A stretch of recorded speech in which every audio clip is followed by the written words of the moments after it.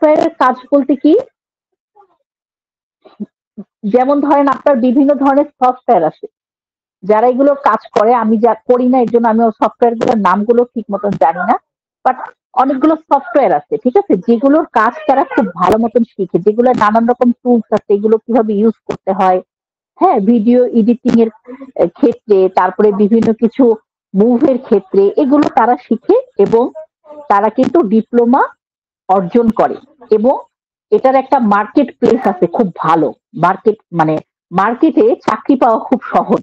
হ্যাঁ, এখন মোটামুটি সব জায়গায় কম বেশি কিন্তু এগুলোর প্রয়োজন। আচ্ছা, এখন দেখেন তারা কি কাজগুলো করে।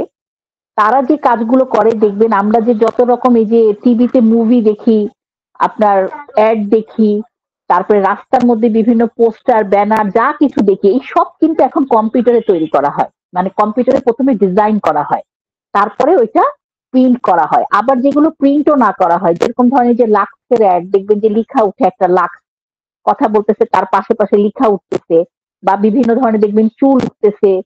হ্যাঁ, এই যে সুন্দর করে ছবিগুলো, এগুলো কিন্তু এই ডিজাইনারদের কাজ। হ্যাঁ, এটা কিন্তু একটা আলাদা সেক্টর। কিন্তু দেখেন, চারুকলায় যারা পড়ে, মজার একটা সিক্রেট আপনাদের সাথে আজকে আমি মানে ইয়ে করি। হ্যাঁ, চারুকলায় কিন্তু কম্পিউটারের কাজ নাই বলতে পারে, টোটালি জিরো। তাইলে চারুকলায় মূলত যারা কমপ্লিট করে গ্রাফিক্স ডিজাইনিং, তারাই কিন্তু অনার্স কমপ্লিট করে, বাকিরা কিন্তু ডিপ্লোমা। তাইলে অনার্সটা তারা অ্যাকচুয়ালি কিসের উপর কমপ্লিট করে? এটা কিন্তু একটা অনেক বড় কোশ্চেন। বা তাদের আর ইনাদের মধ্যে তফাৎ কি? এখন তফাৎটা বলি। তফাৎটা হচ্ছে, চারুকলায় মূলত যে জিনিসটা শেখানো হয় সেটা হচ্ছে কোনো কিছু তৈরি করা।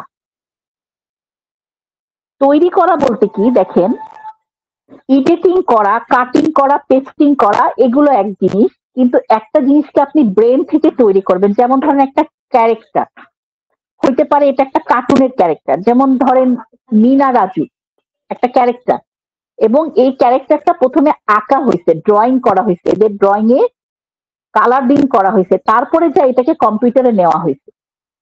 এই যে এই জিনিসটা, এই ক্রিয়েটিভিটিটা, এটাই মূলত চারুকলার কাজ, মানে চারুকলায় এটা শেখানো হয়।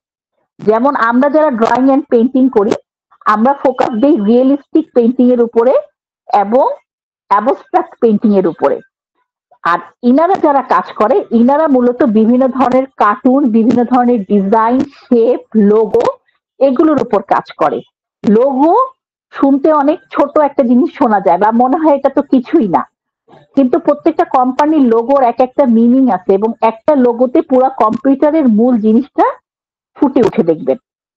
এই যে এই লোগোটাও কিন্তু প্রথমে কেউ না কেউ ডিজাইন করে, আঁকে। যেমন আপনারা আইফোনের একটা লোগো আছে, সেটা কি কামড় খাওয়া একটা আপেল।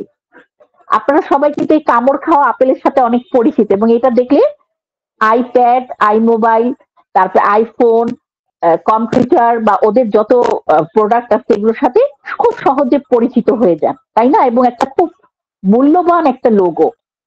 কিন্তু এইটা একটা জিওমেট্রি শেপের মাধ্যমে এই লোগোটা তৈরি করা হয়েছে, এটা কিন্তু অনেকে জানে না। অনেকগুলো গোল সার্কেলের সাহায্যে এই অ্যাপেলটা তৈরি করা হয়েছে, ঠিক আছে? একটা ভ্যালু, মানে এটা একটা সাধারণ একটা জিনিস, এবং দেখে মনে হয় কামড় খাওয়া একটা আপেল, কিন্তু এই লোগোটার পিছনেও কিন্তু অনেক ইতিহাস, অনেক ব্যাখ্যা এবং অনেক পরিশ্রম আছে। হ্যাঁ, আপনাকে যদি আমি এখন একটা কোম্পানির ব্যাখ্যা দিই এবং বলি যে এর জন্য একটা পারফেক্ট লোগো আপনি তৈরি করে দেন, আপনি কিন্তু অনেক চেষ্টা করবেন কিন্তু পারবেন না। এক পর্যায়ে হয়তো বা পারবেন, কিন্তু দেখবেন যে অনেক খাটনি। এমনও আছে যে একটা লোগো তৈরি করতে কয়েক মাস মানুষের সময় লেগে যায়। আবার দেখেন, এই যে বইয়ের উপরের যে কভার পেজ যেটাকে আমরা বলি, এইটার মধ্যে দেখবেন কিছু লেখা থাকে, কিছু থাকে রিয়েল ছবি। হ্যাঁ, এরকম বিভিন্ন ধরনের জিনিস দিয়ে এগুলা তৈরি করে। তো মূলত এই জিনিসগুলো হচ্ছে গ্রাফিক্স ডিজাইনারদের কাজ। আর আপনাদেরকে আমি বুঝাই দিলাম যে যারা হচ্ছে ডিপ্লোমা এবং যারা চারুকলায়, এই দুইটার মধ্যে তফাৎ কি। চারুকলাদের মূল কাজ হয় সফটওয়্যার ইউজের থেকেও। সফটওয়্যার ইউজ করাটা কিন্তু আমরা সবাই শিখতে পারবো যদি চাই, তাই না? একটা কম্পিউটার ইউজ করা, একটা মোবাইল ইলেকট্রনিক ইউজ করা, এটা শেখা কিন্তু খুব বেশি কোনো টাফ না। কিন্তু যদি আপনি, আমি যে গভীর কথাটা বলছি কয়জন বুঝতে পারছেন আমি জানি না, আপনি যদি কোনো একটা নির্দিষ্ট জিনিস নিজে থেকে তৈরি করতে চান, ওই জিনিসটা কিন্তু কঠিন। আর ওটাই মূলত চারুকলায় শেখানো হয়। তারপরে কিন্তু তারা কম্পিউটারের কাজ অনেক কম জানে, পরবর্তীতে তারা হয়তোবা কোথাও থেকে প্রফেশনাল কোনো একটা সফটওয়্যারের উপরে কাজ করে। ঠিক আছে, যে কোনো সফটওয়্যার হইতে পারে, এটা অ্যানিমেশনের উপর কাজ করে কেউ, কেউ হয়তো বা এই যে বললাম যে ভিডিও এডিটিং এর উপরে, এগুলোর আলাদা আলাদা বিভিন্ন সফটওয়্যার আছে, ওগুলোর উপরে আবার অনেক ধরনের হয়তো বা কাজ আছে, সেগুলো তাদের শিখতে হয় এবং সেগুলো তারা পরবর্তীতে শিখে নেয়, কিন্তু প্রথমে এই জিনিসটা শেখে। তো এইটাই হচ্ছে মূলত গ্রাফিক্স ডিজাইনারদের কাজ। এখন আমাদের কাজ কি? আমাদেরকে কি দিছে করতে? আমাদেরকে দিছে কিছুই না, আমাদেরকে দিছে বেসিক ডিজাইন শিখতে। আচ্ছা, বেসিক ডিজাইন, গ্রাফিক্স ডিজাইন, এই ডিজাইনাররা, এদের আবার একটা মজা আছে। মজাটা কি জানেন? যখন আপনি ড্রয়িং এন্ড পেইন্টিং শিখবেন, তখন পর্যন্ত আপনি শুধুমাত্র ফ্রি হ্যান্ড ড্রয়িং করতে হবে, আপনি কোনো ইনস্ট্রুমেন্ট ইউজ করতে পারবেন না। কিন্তু যখন আপনি গ্রাফিক্স ডিজাইনার হয়ে যাবেন বা গ্রাফিক্স ডিজাইন করবেন, তখন মজাটা হচ্ছে আপনি সব ধরনের ইনস্ট্রুমেন্ট ইউজ করতে পারবেন। বুঝাইতে পারছি? মানে আপনি কম্পাস, স্কেল, আর যা যা প্রয়োজন যদি আপনার পড়ে আপনি সেগুলো ইউজ করতে পারবেন। ঠিক আছে? আচ্ছা, এখন দেখেন ডিজাইন মূলত কি, ডিজাইন কাকে বলে? ডিজাইন হচ্ছে মূলত সৃষ্টিশীল কাজের মৌলিক কাঠামোকে ডিজাইন বা নকশা বলা হয়। খুব সহজ একটা জিনিস, মানে যে কোনো সৃষ্টিশীল কাজের আপনি মৌলিক যে কাঠামোটা তৈরি করবেন সেটাই হচ্ছে ডিজাইন। বুঝাইতে পারছি? এখন আপনার মনে হইতে পারে এটা আবার কি? এটা হচ্ছে, ধরে নেন আপনি একটা বাড়ির ভিতরে ফার্নিচার রাখবেন একটা জায়গায়। আমরা নর্মালি বাজারে যাই, কিনে ফেলি, এনে বসিয়ে দিই, এটা আমরা করি সাধারণ মানুষরা। কিন্তু যখন ওইটাকে আপনি কোনো ডিজাইনারের ভিতরে ফেলবেন, যেমন এটাকে বলা হয় ইন্টেরিয়র ডিজাইনার বা ডিজাইনিং, তখন কি করে দেখেন, প্রথমে ওইটার মেজারমেন্ট নেওয়া হয় ওই জায়গাটার। আপনি ধরেন একটা ওয়াল দিলেন যে এখানে আমি একটা ফার্নিচার রাখতে পারি, কি ফার্নিচার রাখবো? এখানে আমি একটা আলমারি সেট করব, বা একটা টিভি সেট করব, বা যে কোনো আদার টাদার সেট করব।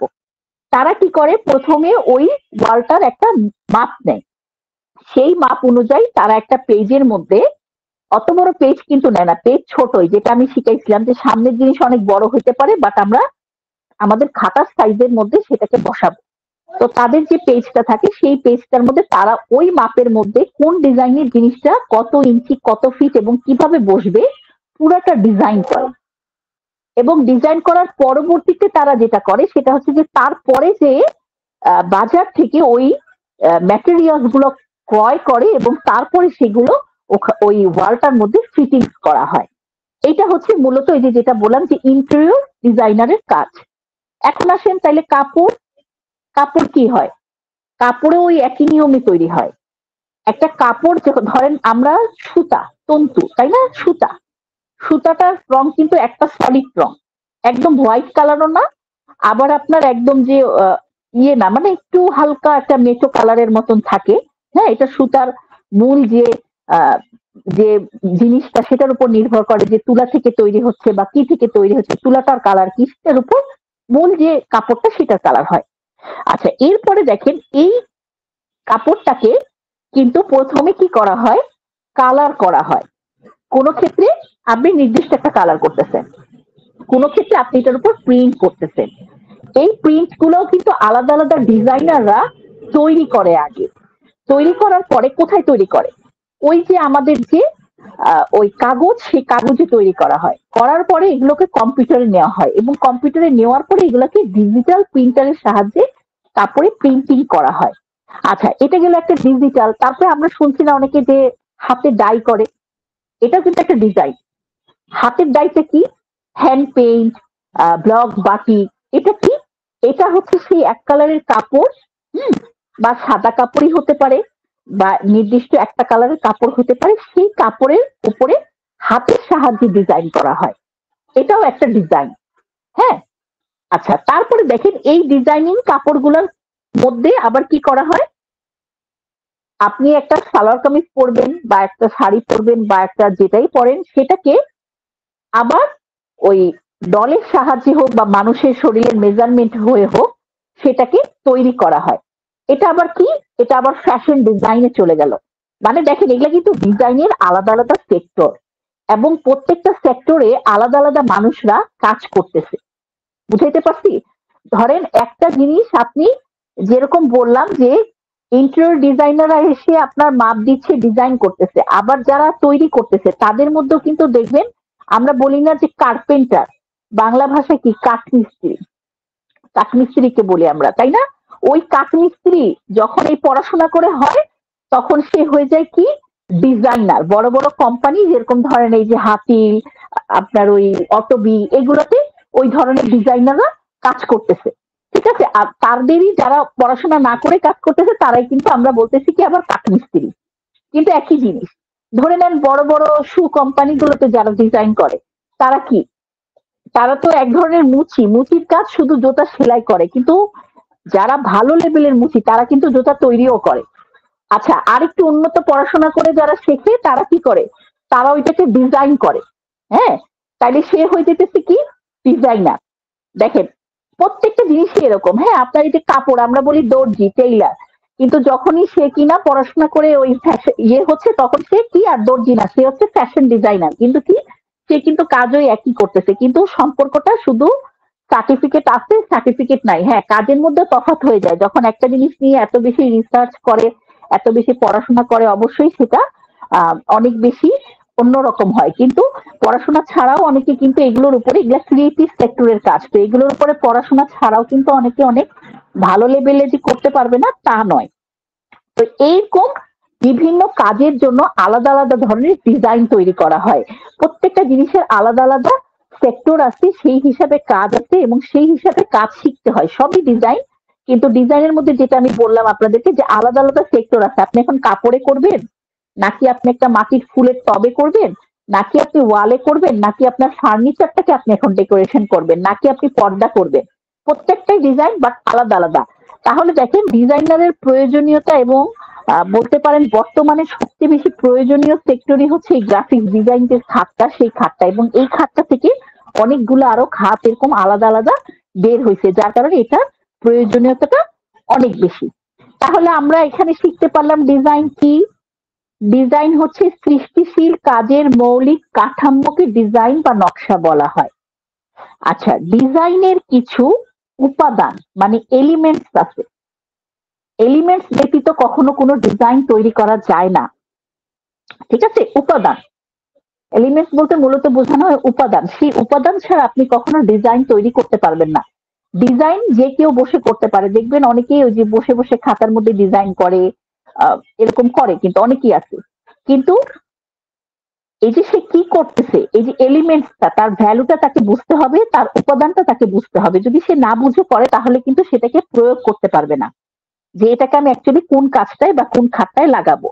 মূলত এলিমেন্ট বা উপাদান হচ্ছে ডিজাইনের সাতটা উপাদানের মাধ্যমে এটা করা হয়। লাইন, প্রথম কি লাইন, লাইন দেখেন লাইন পিছা ছাড়ে না, কিন্তু লাইন ওই যে আমাদের ড্রয়িং এও ছিল এখন আছে। Line, direction, shape, size, texture, value, colour. বুঝাইতে পারছি?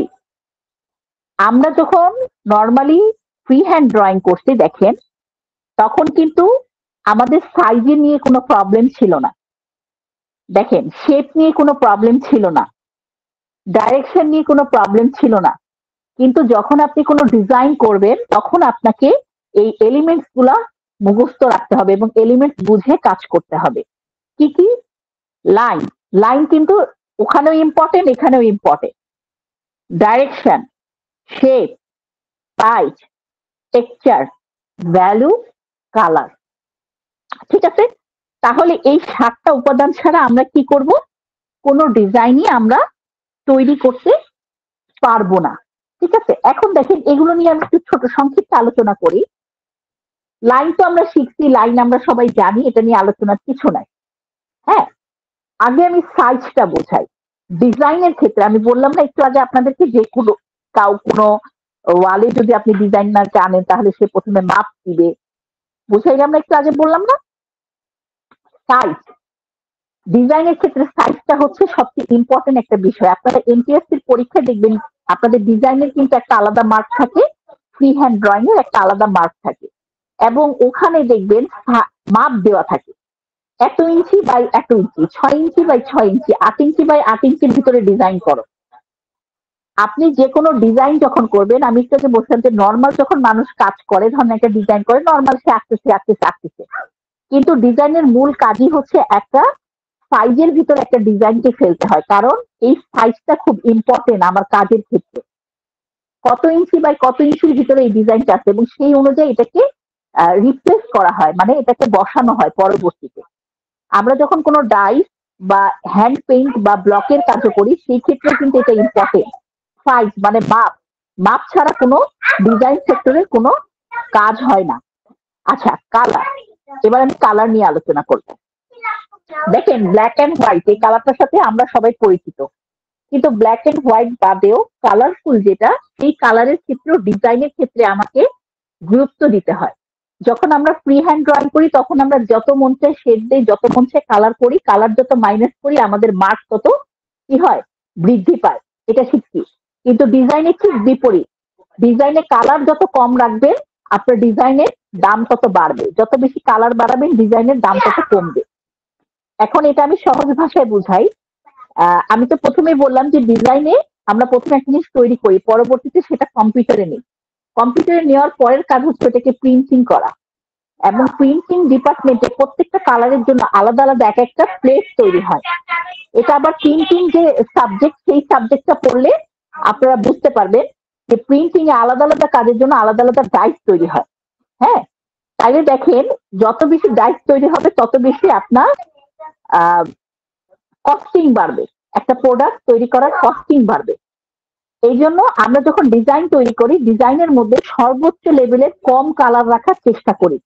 যত বেশি কম কালার করবেন তত বেশি ওই ডিজাইনটা আপনার যেটা বলা হয় যে আপনার হচ্ছে কস্টিংটা কমে আসবে, এবং ডিজাইনের ক্ষেত্রে বিপরীতমুখী কালারকে গুরুত্ব দেওয়া হয়।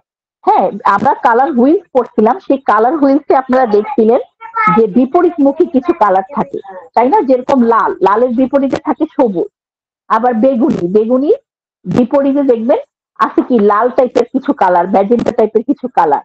এই যে কালারের যে একটা কালার হুইলসের ভিতর যে কালার গুলো থাকে, এই কালারে সবসময় বিপরীতমুখী যে কালার গুলো থাকে কন্ট্রাস্টে এই দুইটা কালার ইউজ করতে হয় আপনার এই ডিজাইনের ক্ষেত্রে। এবং যেটা আমি বুঝাইছি যে সর্বোচ্চ লেভেলের কম, যেমন আপনি একটা সর্বোচ্চ 2টা, আচ্ছা তার থেকে একটু বেশি হলে 3টা কি 4টা, 5, 6, 7, 8, 9, 10 এরকম ভাবে কালার কখনো ইউজ করা যাবে না ডিজাইনের ক্ষেত্রে। আচ্ছা, এরপরে দেখেন শেপ। শেপ বলতে কি বুঝাই, দেখেন আমরা হাতের সাহায্যে কিন্তু যে কোনো শেপ আঁকতে পারি, কিন্তু যখনই আমরা কোনো ইনস্ট্রুমেন্ট ইউজ করতেছি, যেখানে আমি প্রথমে বলছি যে ইনস্ট্রুমেন্ট ইউজ করব, খুব খুশির কথা কিন্তু খুব দুঃখেরও কথা। কেন জানেন? কারণ ইনস্ট্রুমেন্ট দিয়ে সব শেপ দেওয়া কিন্তু সম্ভব না।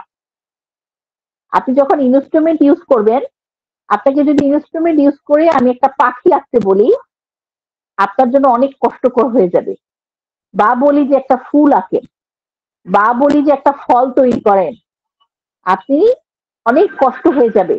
কিন্তু আমাদের এই শেপ গুলো যখন আমরা ডিজাইনের ক্ষেত্রে তৈরি করি, ডিজাইনে আমরা একটু পরে পাবো যে জ্যামিতিক ফর্ম, বেসিক ফর্ম, এগুলা পাবো, কিন্তু এগুলোর আগেও আপনাকে বুঝতে হবে যেটা যে শেপের মধ্যে যেহেতু ডিজাইন রিপিটেশন একটা, এটা একটু পরে যে আমরা পাবো রিপিটেশন যে সিস্টেমটা, সেটা তো সেখানে আমি যেটা পাবো সেটা হচ্ছে যে এক একটা ডিজাইন এক এক রকম করলে এই রিপিটের সময় আমার ঝামেলা হয়ে যাবে।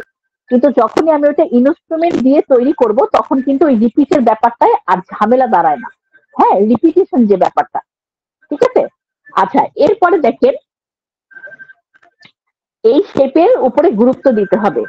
ডাইরেকশন, ডাইরেকশন বলতে হচ্ছে আপনার ডিজাইনটা কোন দিকে আসছে, কোন মুখামুখি করে আপনি কাজটা করতেছেন।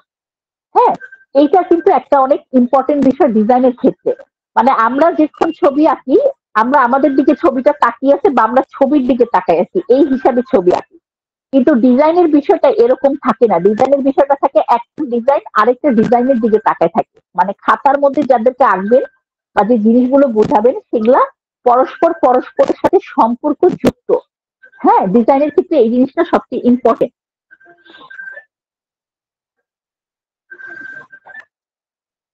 আচ্ছা, এরপরে দেখেন যখন আমরা কোনো নকশা বা ডিজাইন করি সেই ক্ষেত্রে ডিজাইন তৈরি করার কিছু প্রিন্সিপাল আছে।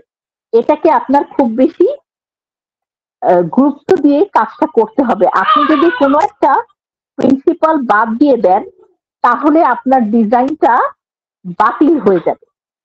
হ্যাঁ, যেমন আমরা মনে করতেছি ডিজাইনটা একটা অনেক সহজ কাজ, কিন্তু না, একটা ডিজাইনার যখন একটা ডিজাইন তৈরি করে তার আগে অনেকগুলো ধাপ পার করে করে করে করে পরবর্তীতে যায় ডিজাইনটা তার পারফেকশনে আসে। যেটা বললাম যে প্রথমে এই 7টা জিনিসে যখন আপনি গুরুত্ব দিয়ে একটা ডিজাইন তৈরি করতে যাবেন দেখবেন কি আপনার ডিজাইন প্রথমে অনেক আসতেছে, কিন্তু যখন আপনি এগুলাকে প্রয়োগ করতে যাবেন দেখবেন ডিজাইন আপনার আর হচ্ছে না, বা অনেক কিছু করার পরে সেগুলো মাইনাস হয়ে যাচ্ছে। যখন আপনি প্রিন্সিপালে গুরুত্ব দিবেন তখন দেখবেন আরো সমস্যায় পড়ে গেছেন।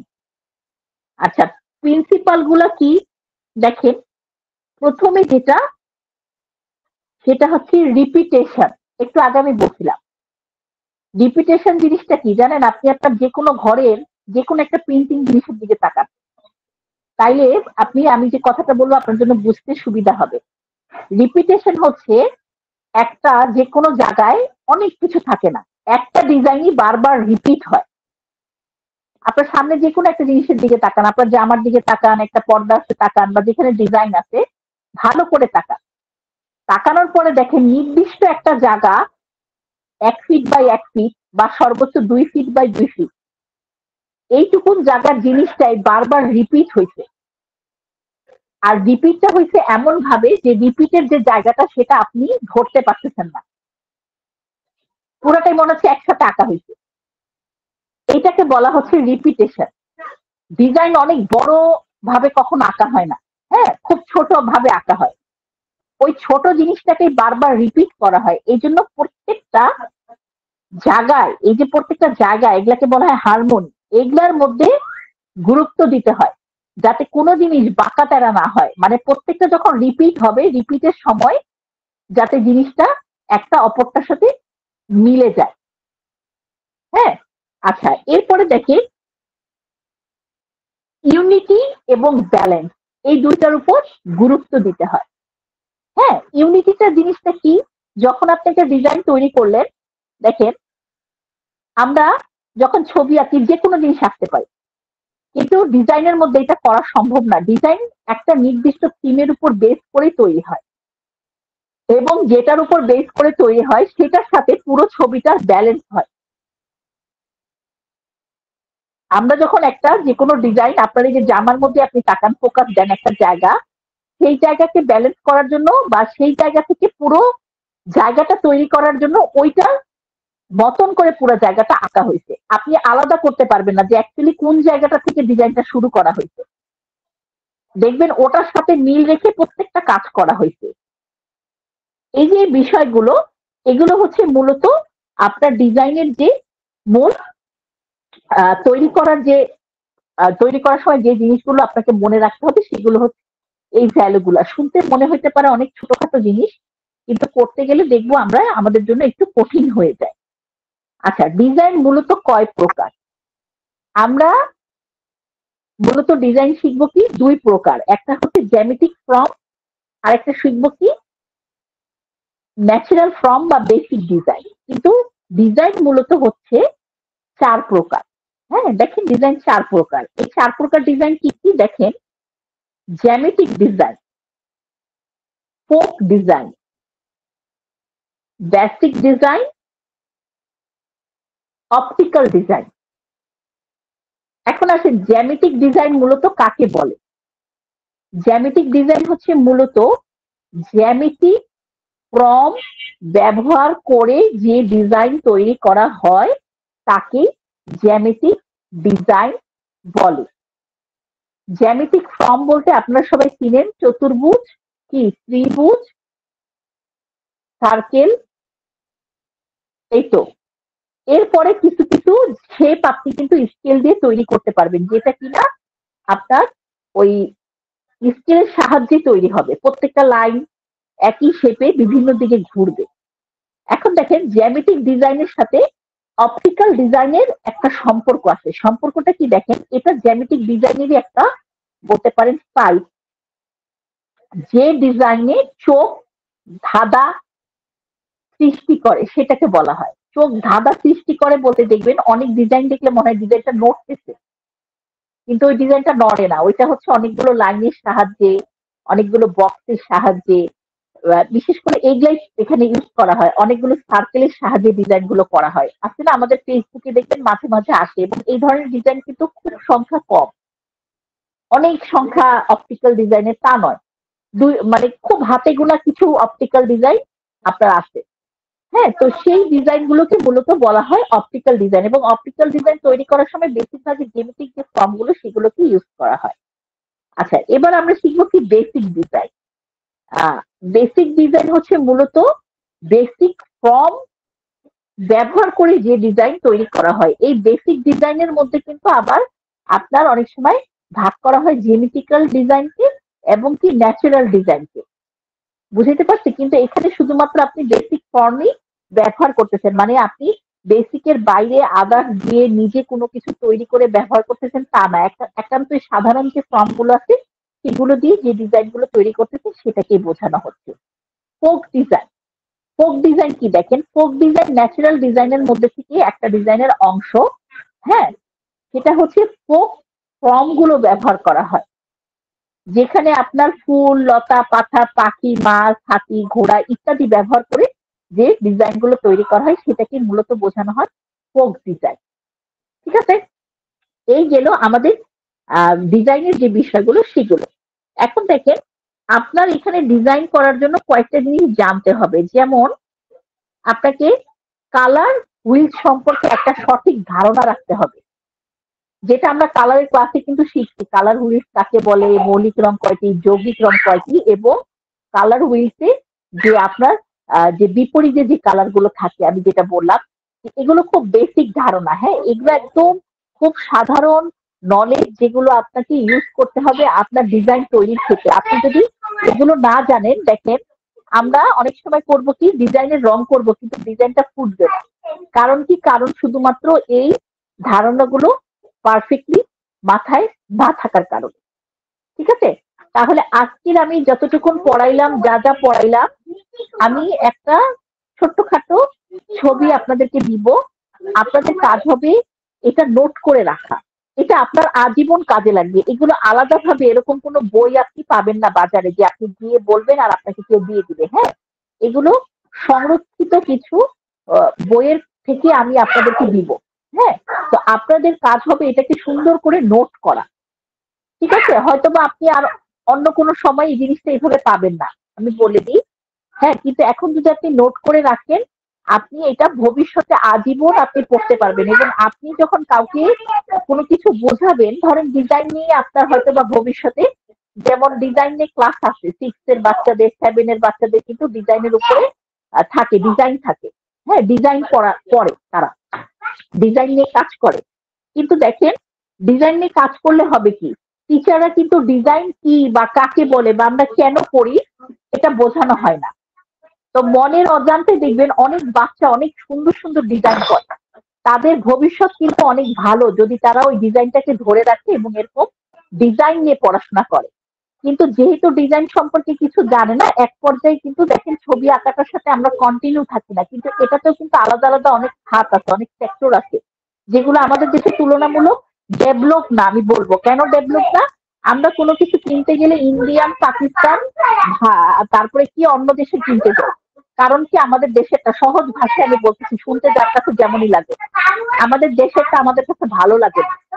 ঠিক আছে, আবার আমাদের দেশেরটা ভালো লাগলেও আমরা যখন কিনতে যাই দেখি দাম অনেক বেশি। কেন, উদাহরণস্বরূপ এই যে আড়ং, তারপরে এই যে নিখুঁত ক্রাফট, এগুলোর দোকানের উদাহরণ যে অনেক বেশি দাম। কিন্তু দেখেন, যদি ছোটখাটো ডিজাইনার উদ্যোক্তা হয় যারা কিনা ডিজাইন সেক্টর নিয়ে পড়াশোনা করে এবং নিজেরাই নিজেদের ছোটখাটো দোকানগুলো খুলে, তাহলে আমরা দেশীয় প্রোডাক্ট রিজনেবল প্রাইসে পাবো। হ্যাঁ, আবার জিনিসটাও কিন্তু আনকমন হবে। যেমন আমরা আরেকজনের পিছনে যে গুজরাটি যখন কিনতে যাই যে কি এইটা এই গুজরাটি এই অমুক এই জয়পুরি এই, কিন্তু এগুলো কি আমাদের দেশের কোনো কিছুই? কোনো কিছুই না। তাহলে আমাদের দেশে কি কোনো কিছু নাই? আছে কিন্তু ঠিকই, কিন্তু অভাব হচ্ছে এই সেক্টরটার, এই যে ডিজাইনিং সেক্টর, এই সেক্টরের মানুষের দক্ষতা, তারপরে হচ্ছে যে এই খাতগুলো কমের কারণে এই জিনিসগুলো কিন্তু হয়। কিন্তু এটা কিন্তু একটা সম্ভাবনাময় খাত, হ্যাঁ, এই পুরো সেক্টরটা। ঠিক আছে? তো এটা নিয়ে মানুষকে যদি আমরা সুন্দরভাবে বোঝাতে পারি, হয়তো বা একটা ছোট বাচ্চার ভিতরেই এটা নিয়ে পড়ার একটা আগ্রহ জাগতে পারে এবং সে ভবিষ্যৎটা তার ভালো হইতে পারে। কারণ আমাদের দেশে যে নাই তা না, অনেক মানুষ অনেক ভালো ভালো ডিজাইন করে, অনেক কিছু করে, কিন্তু একসময় হতাশা হয়ে সে হয়তো বা অন্য সেক্টর নিয়ে পড়ে। হ্যাঁ, যেমন আমরা একটা কমন জিনিস জানি, বাচ্চাদেরকে সব বাবা মা একটা জিনিসই বানাইতে চাই, হয় ডাক্তার নয় ইঞ্জিনিয়ার, এছাড়া আর অন্য কোনো কিছু নাই। হ্যাঁ, কিন্তু পরবর্তীতে কিন্তু তারা ডাক্তার ইঞ্জিনিয়ার আর কয়জনই হয়, অন্য জিনিসই হয়। কিন্তু সেটার গুরুত্বটা বা সেটা নিয়ে যে অনেক ভালো কাজ করা যায় সেটা না জানার অভাবে কিন্তু এই সমস্যাগুলা দাঁড় হচ্ছে, আর কিছুই না। ঠিক আছে? আজকে আমি আর বেশি পড়াবো না। আমি হচ্ছে এই জিনিসগুলো আপনাদেরকে ছবির সাহায্যে গ্রুপে দিয়ে দিচ্ছি। সবাই সুন্দর করে নোট করবেন। আর একটা কোশ্চেন আমাকে করছেন, আমি একটু উত্তরটা দিয়ে দিই, কারণ সে হচ্ছে ভিডিও দেখলে হয়তো বা সব ইয়ে হবে। ফ্ল্যাট প্লেট কি? ফ্ল্যাট প্লেট হচ্ছে আপনার, আমি ভিডিওর সাহায্যে একটু দেখাবো।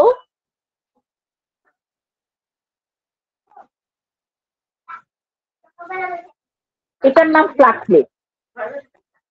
দেখেন সবাই মনোযোগ দিয়ে, ফ্ল্যাট প্লেট কি? এটা হচ্ছে ফ্ল্যাট প্লেট।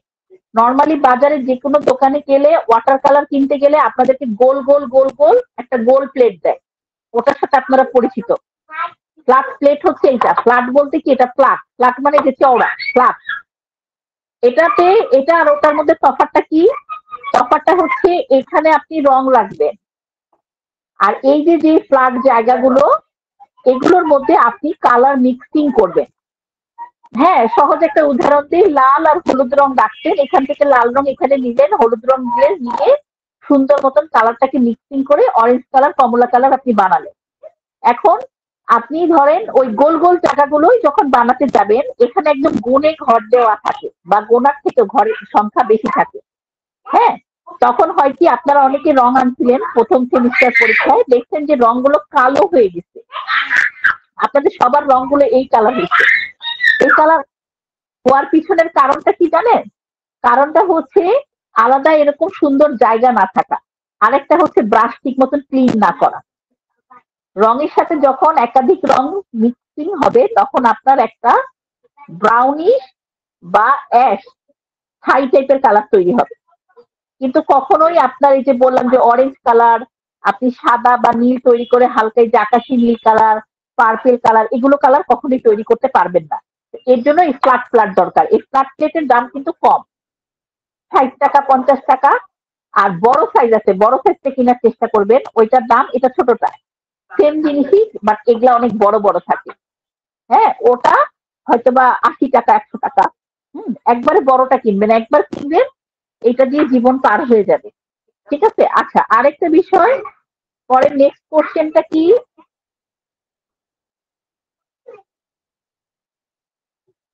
হ্যান্ডমেড পেপার কি পরিমাণ কিনবো? হ্যান্ডমেড পরিমাণ একদম অল্প।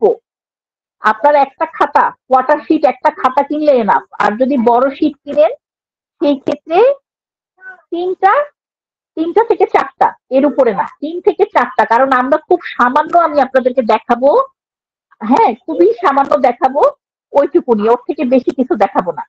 তো এই জন্য 3টা থেকে 4টা, বা একটা আপনি বড় ইয়ে বড় কিনলে আপনার 4টা কিনবেন, আর খাতা কিনলে বলে দিলাম যে একটা খাতা। পোস্টার কালারের পরিবর্তে সাইন পেন কিনলে হবে কিনা? পোস্টার কালারের পরিবর্তে সাইন পেন কিনলে অবশ্যই হবে, কিন্তু একটা কথা মনে রাখবেন, পোস্টার কালার কিন্তু আপনার মাটির ক্লাসে, আপনাদের যে পরীক্ষা হবে ভাস্কর্য, সেখানে লাগবে। ঠিক আছে? তো সেখানে যেহেতু লাগবে, আপনার যেহেতু কিনতেই হবে, তাইলে আপনি আগে থেকে কিনেন, এটাতে কাজও শিখেন, খাতা তৈরি করেন, পরীক্ষার হলে যায়ও এটা ইউজ করেন। হ্যাঁ, এবং পোস্টার কালার করবেন কি, বড় কিনবেন না, 6টা পাওয়া যায়। মূল মূল কালার গুলো সেগুলো কিনবেন। ঠিক আছে, পোস্টার কালারটা খুব ইম্পর্টেন্ট একটা কালার, এই জন্য পোস্টার কালারটা কিনলে ভালো। আপনার হবে না তা না, ফাইন পেন দিয়ে করলে হবে, কারণ এটার কোনো নির্দিষ্ট কালার উল্লেখ নাই, এটা আপনি যে কোনো কালারই করতে পারবেন। ঠিক আছে, কিন্তু পোস্টার কালারটা কিনলে আপনার কাজের কোয়ালিটি মান অনেক বেশি ভালো হবে। দেখি আমার সামনে কোনো খাতা আছে নাকি, তাইলে আমি একটু কাজ দেখাইতাম আপনাদেরকে পোস্টার কালার দিয়ে করলে কেমন হয় এটা দেখানোর জন্য। দেখি দাঁড়ান 1 মিনিট।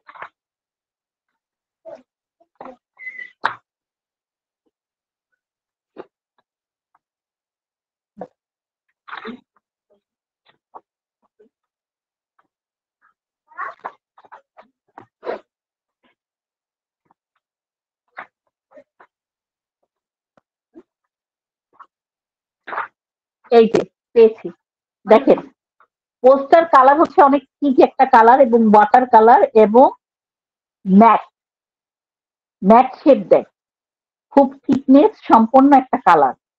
ঠিক আছে, পোস্টার কালার দিয়ে যে কোনো কাজ করলে অনেক সুন্দর এফেক্ট পাওয়া যায়, যেটা কিনা আপনি যদি নর্মালি সাইন পেন দিয়ে করেন, সাইন পেন অনেক ডার্ক, কিন্তু যখন করবেন কোথাও দেখবেন যে একটু ডিপ হয়ে গেছে, কোথাও একটু লাইট আছে, বারবার যখন দিবেন দেখবেন কি কালারটা কেমন জানি হয়ে যাচ্ছে, অনেক সময় পেজও ফুটা হয়ে যায়।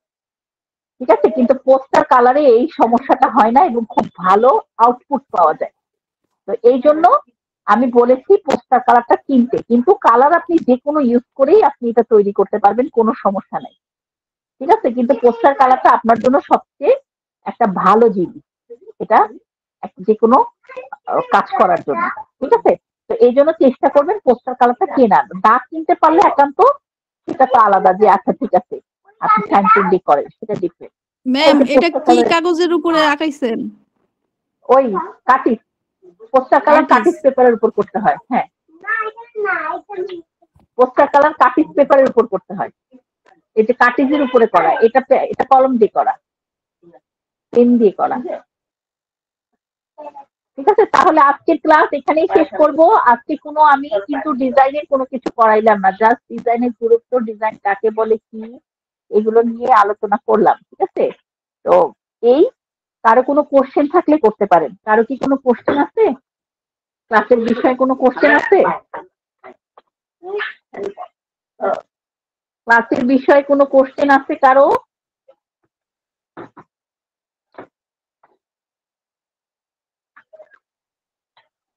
কোশ্চেন থাকলে বলেন, না থাকলে বলেন যে নাই, তাহলে আমি ক্লাস কেটে দেবো। জেল পেনের কাজ কি? Gel pen? জি, আপনার কথাটা একটু অস্পষ্ট আসছে, আবার বলেন। ম্যাম, জেল পেন এর মূল কাজ কি? আমরা যে ড্রয়িং করবো, জেল পেনটা কোথায় ইউজ করবো? আচ্ছা, জেল পেনের মূল কাজ কি? জেল পেনের মূল কাজ হচ্ছে ডিজাইনের যে পরীক্ষাটা আপনাদের হবে সেখানে কিছু জিনিস ব্ল্যাক অ্যান্ড হোয়াইট আসতে পারে। যখন ব্ল্যাক অ্যান্ড হোয়াইট আসবে তখন আমরা ওইটা, হোয়াইটটা হচ্ছে পেজের হোয়াইট, মানে পেজের সাদা ছাড়বো, আর ব্ল্যাকের যে কাজটা সেই ব্ল্যাকের কাজটা আমরা জেল পেন দিয়ে করবো। একটু আগে আপনাদের ব্ল্যাক অ্যান্ড হোয়াইটের একটা ডিজাইন দেখলেন না খাতার মধ্যে, কালারের পাশেই ছিল, ওটা জেল পেনের করা। জেল পেন দিয়ে খুব সুন্দর এফেক্ট পাওয়া যায়, কিন্তু জেল পেনের সমস্যাটা হচ্ছে যে জেল পেনে সব রকম কালার অ্যাভেলেবেল না। আপনি কমপ্লিট ডিজাইনও করতে পারবেন জেল পেন দিয়ে, কিন্তু জেল পেনটা আপনি দেখবেন বাজারে কিনতে গেলে, ওই জেল পেন কিনতে গেলে যা দাম পড়বে ওই পোস্টার কালারও তাই পড়বে, কিন্তু আরো কম পড়বে। কিন্তু পোস্টার কালারে আপনি অনেকগুলো কালার পাবেন, অনেকগুলো পরিমাণে পাচ্ছেন। আর অপরদিকে জেল পেনটা দেখবেন অত কালার পাওয়া যায় না। যেমন ধরেন আপনি যদি এখন কিনতে যান যে হলুদ, ধরেন কমলা, গ্রিন, হ্যাঁ তারপরে ব্লু, হ্যাঁ এরকম অনেকগুলো কালারের যদি কিনতে যান তখন দেখবেন যেমন ব্ল্যাক আর হচ্ছে ওই ব্লু কালারটা অ্যাভেলেবেল, তারপরে একটা পিঙ্ক কালার পাওয়া যায়। হ্যাঁ, কিন্তু এর বাইরে যখন যাবেন আর কালার গুলো অ্যাভেলেবেল পাবেন না। জরি মাখা একটা পাওয়া যায়, সেটা কিন্তু না, সেটার কালার আবার ফ্যাকাশে হয়ে যায় যখন বড় জায়গায় কাজ করবেন। ঠিক আছে, তাহলে ম্যাম আমরা ওই যে পোস্টার কালারের পরিবর্তে জেল পেন আর সাইন পেন ইউজ করতে পারবো, তাই তো? হ্যাঁ হ্যাঁ হ্যাঁ পারবেন, অবশ্যই পারবেন। আপনি যে কোনো কালার পারবেন। আমি কি বলতেছি বুঝতেছেন না? আপনি জেল পেন করেন, আপনি হচ্ছে ওই যে মম রং করেন বা পেন্সিল কালার করেন, সেগুলোও করা যাবে, কোনো সমস্যা নাই। আছে না, অনেকের বাসায় হয়তো বা আছে, তখন সে কষ্ট করে আর কিনবেন কেন, তখন সে ওটাই ইউজ করবেন। কিন্তু কাজটা নিখুঁত হইতে হবে, হ্যাঁ নিখুঁত হইতে হবে, এটা হচ্ছে মেন, নিখুঁত আর সুন্দর করে করতে হবে, ওইটা কিন্তু অনেকটা আপনার হাতে। অনেকে সব কিনেও ভালো করতে পারবে না, আবার অনেকে দেখবেন যে ওই হালকা কলম দিয়েও অনেক ভালো করে ফেলছেন। তো এটা অ্যাকচুয়ালি আপনি কতটুকুন করতেছেন সেটার উপরও কিন্তু মানে গুরুত্ব দেয়। ঠিক আছে? জি ম্যাম। আর কোনো কোশ্চেন আছে? আর ফ্ল্যাট প্লেট কি কাকে বলে আমি কিন্তু দেখিয়ে দিচ্ছি, ওটা ভিডিও যে কোশ্চেন করছে সে ক্লাসে আছে কিনা জানি না, কিন্তু সে হচ্ছে ওই মানে পরবর্তীতে যাতে এগুলো পাবে, আমাদের এগুলো তো ভিডিও ক্লাস, রেকর্ড ক্লাস পাবেন আপনারা। আর কোশ্চেন আছে কারণ, না থাকলে বলেন নাই, আমি ক্লাস অফ করে দিব। নাই মনে হয় ম্যাম কারোর। আচ্ছা তাহলে সবাই চলে যান, ক্লাস শেষ, সবাই কেটে দেন, আমিও কেটে দিব। ঠিক আছে, সবাই কেটে দেন ক্লাস।